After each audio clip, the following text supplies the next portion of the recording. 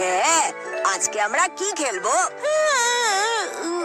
আমার খুব ঘুম পাচ্ছে, আমি তো এখানেই ঘুমিয়ে পড়বো। মা, এভাবে চোখ বন্ধ করে যদি চলো তাহলে অ্যাক্সিডেন্ট হতে পারে। ও বাবা, এই জায়গাটা তো কত বদলে গেছে।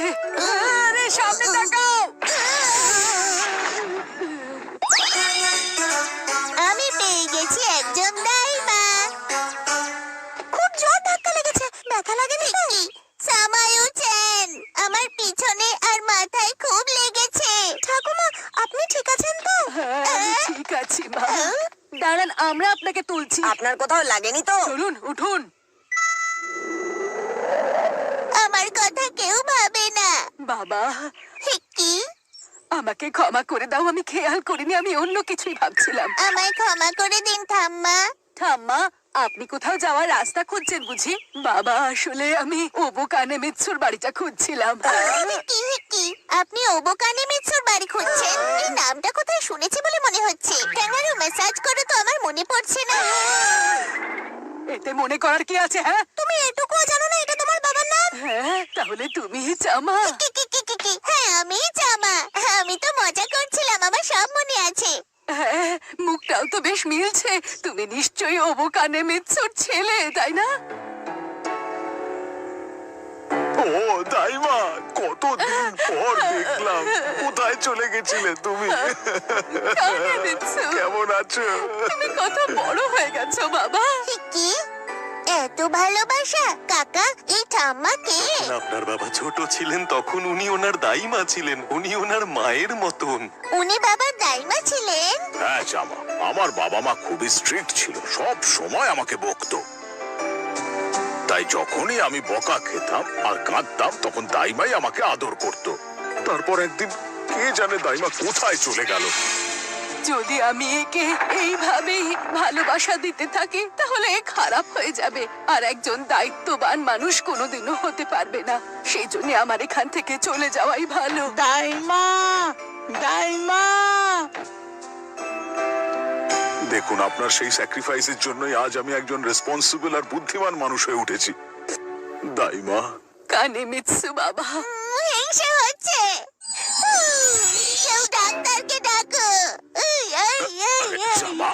আমার ওনার মতো একটা ঠাম্মা চাই, নইলে আমি সারাক্ষণ কাঁদবো। কিন্তু তোমার কাছে যখন উনি ছিলেন তাহলে আমার কাছে থাকবেন না কেন? আমারও ঠাম্মা চাই। ঠিক আছে জামা, আমি তোমার জন্য একজন নয় 200 জন দাইমাকে ডাকছি। কাকা, তাড়াতাড়ি দাইমাদের ডাকুন। আনছি মালিক। 200 জন নয়, আমার শুধুমাত্র একজনকেই চাই বাবা। একজন? আমি এই ভালো ঠাম্মাকে নিজের দাইমা করব। আমার কাছে থাকতে চাও? আপনি আমার দাইমার কাজ করতে মানা করবেন না তো ঠাম্মা? না, এটা কোনোভাবেই হতে পারে না। কেন হতে পারে না বলো বাবা? না, কোনোভাবেই হতে পারে না, কারণ এনার বয়স হয়েছে আর ইনি রিটায়ার করেছেন। এরকম বোকা বোকা জেদ করে না জামা, আমি তোমার জন্য নতুন একজন দাইমা খুঁজে আনবো, কেমন? বাবা, জেদ তো তুমিই করছো। কে জানে উনি কেন বারণ করছেন? এর মানে হলো জামা কোনো দাইমা পাবে না। না, এটা তুমি কি বলছো সামায় মা?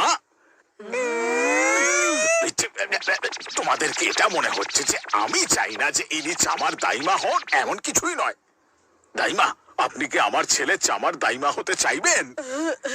আমি নিশ্চয়ই হব।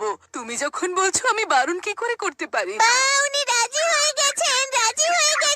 আজ থেকে আমার দাইমা হবেন এই ঠাম্মা। তুমি সত্যি খুব ভাগ্যবান চামা বাবা।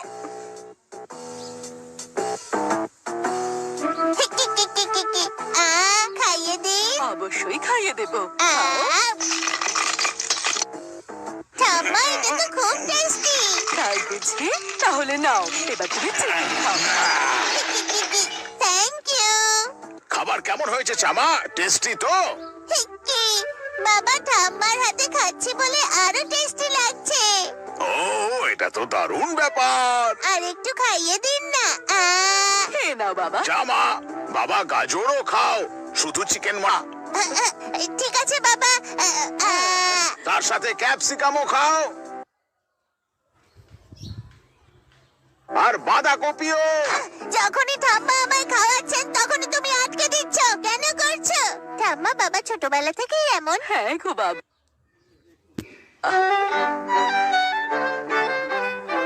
মা, কি সুন্দর ঘুম পাচ্ছে। কান পরিষ্কার করার জন্য এত বাড়াবাড়ি করার কি প্রয়োজন ছিল? এবার তুমি শান্তিতে ঘুমাও। জামা। আরে কানে নিচ্ছ তুমি কি এখানে? হয়েছে বাবা, তোমার কিছু দরকার? না না, কিচ্ছু চাই না, আমি তো শুধু এমনি একটু পায়চারি করছিলাম। বেসবল খেলতে যাবে? তুমি দেখতে পাচ্ছ না আমি ঠাম্মার কোলে কি সুন্দর শুয়ে আছি, আর বারবার তুমি ডিস্টার্ব করছো। আচ্ছা ঠিক আছে, আমি একাই খেলছি তাহলে। আমার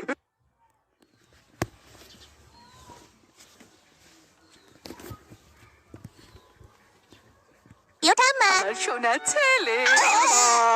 চলো সোনা, একটু রাগবি খেলি। আবার ডিস্টার্ব করছো তুমি।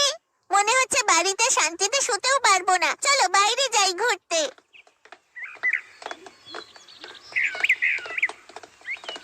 আরে আমার সোনা ছেলে, কি হয়েছে? কি হয়েছে জামা সোনা? না না, কিছু হয়নি। ইচ্ছে করছে কেউ যদি আমাকে ওভাবে বলে নাই, কিন্তু আমি কি আর এখন ছোট্ট বাচ্চা আছি? জামা সোনা, এসো আমি তোমাকে কোলে নেব। আপনি আমায় কোলে তুলে নেবেন? হ্যাঁ। 1 2 আর 3। সব সময় আমার আর ঠাম্মার মাঝখানে আসছো কেন বলো?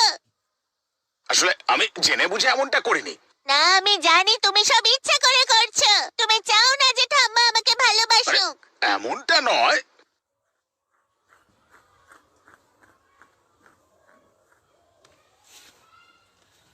জামা বাবা, কানে নিচ্ছি, বাবার হয়তো তোমার জন্য চিন্তা হচ্ছে। ও হয়তো চায় না যে আমি তোমাকে নষ্ট করে দিয়ে যেভাবে আমি ওকে নষ্ট করছিলাম। আমার মনে হয় এটাই কারণ। ঠিক বলেছেন, এটাই হলো কারণ। আদর খেতে সবাই ভালোবাসে, কিন্তু মহান হওয়ার জন্য আমাদের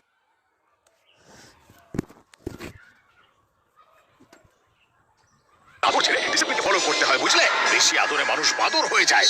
আর যদি জীবনে কিছু হতে চাও, তাহলে এত আদর থেকে দূরে থাকো। বুঝতে পারলে জামা? হ্যাঁ, আমি তোমার কথা বুঝতে পেরেছি বাবা। খুব বুদ্ধিমান। কি স্মার্ট তুমি। বাবা, আমার বাবা। আপনি চলে যাওয়ার আগে আমার জন্য প্লিজ কিছু করবেন? হ্যাঁ, আমার ঘুম আসছে না। একটা কাজ করি, আমি ঠাম্মার কাছে গিয়ে ঘুমিয়ে পড়ি। হ্যাঁ, ঠিকই। যদি বাবা এখন আমায় দেখে ফেলে তাহলে আবার আমায় বকাবকি করবে। ঘুমিয়ে পড়ো আমার সোনা।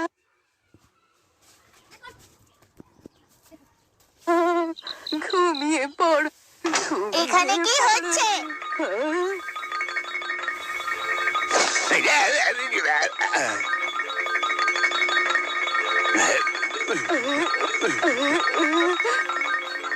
ঠিকই। না না, তুমি ভুল ভাবছো। আমি নিজের চোখে দেখেছি। সেরকম না, আমি তো বলো আসল ব্যাপারটা কি বাবা? আমায় ক্ষমা করে দাও সোনা। আসলে আমি চাইছিলাম যে আমার দাইমা আমাকে একটু আদর করুক। আমি ভুলে গেছিলাম যে আমি বড় হয়ে গেছি। যখনই দাইমাকে দেখতাম তোমাকে আদর আমার সোনা ছেলে। আমি খুব খুশি যে মিঠু, আরে, দাইমা আবার ফিরে এলেন নাকি আমি স্বপ্ন দেখছি? কেমন আছো কানে মিঠু? আমি হলাম ফুল টাইম দাইমা। ছোট বাচ্চার মতো তোমার খেয়াল রাখবো। এসো সোনা, এই যে আদর করে দিচ্ছি। কি করছো তুমি? চলো, বাঁচাও, ইচ্ছে করো। আরে কেউ বাঁচাও আমাকে। আরে কোথায়